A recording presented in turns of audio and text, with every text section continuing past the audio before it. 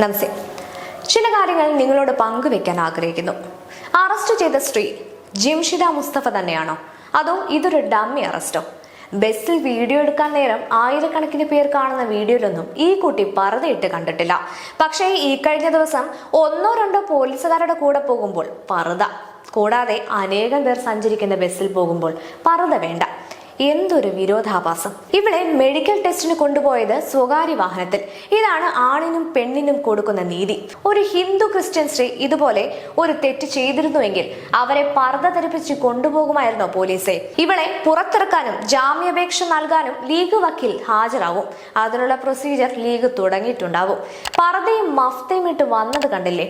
Islamophobia എന്ന് പറഞ്ഞ് ലീഗുകാർക്ക് രാഷ്ട്രീയം കളിക്കാനുള്ള തന്ത്രമാണിത്.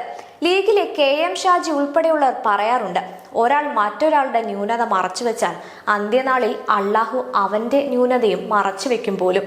അതാണല്ലോ അവരുടെ ഒരു ഇത്. കഷ്ടം. വൈറലാകാനായി വീഡിയോ പിടിച്ചു. ആദ്യം എയറിലായി, പിന്നെ ജയിലിലുമായി. ഈ ക്യാമറയും തൂക്കിപ്പിടിച്ച് റീൽസ് എടുക്കാൻ നടക്കുന്ന എല്ലാവർക്കും ഇതൊരു പാഠമാണ്. കൂടാതെ അവളെ ഒളിവിൽ കഴിയാൻ സഹായിച്ചവരെയും വെറുതെ വിടുകയും അരുത്. പ്രിയപ്പെട്ടവരെ, ബന്ധുവീട്ടിൽ തന്നെ അറസ്റ്റ് ചെയ്യാനെത്തിയ പോലീസിനെ കണ്ട് ജംഷിദ പൊട്ടിക്കരഞ്ഞു പോലും. പർദ്ദയെണ്ണമെന്ന് നിർബന്ധിച്ചു പറഞ്ഞു. വിശ്വസിച്ചോ?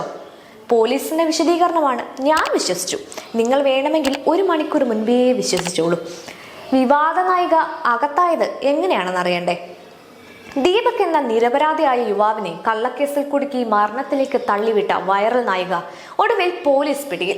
ബസ്സിൽ വെച്ച് ലൈംഗിക അതിക്രമം നടത്തിയെന്ന് വ്യാജമായി പ്രചരിപ്പിച്ച് ഒരു കുടുംബത്തിന്റെ മുഴുവൻ പ്രതീക്ഷയായിരുന്ന മകനെ ഇല്ലാതാക്കിയ വടകരയിലെ ലീഗ് വനിതാ നേതാവും അരീക്കോട് പഞ്ചായത്തിലെ മുൻ അംഗവുമായ ജംഷിദ മുസ്തഫിനെയാണ് Kozhikode medical college police arrest ചെയ്തത്.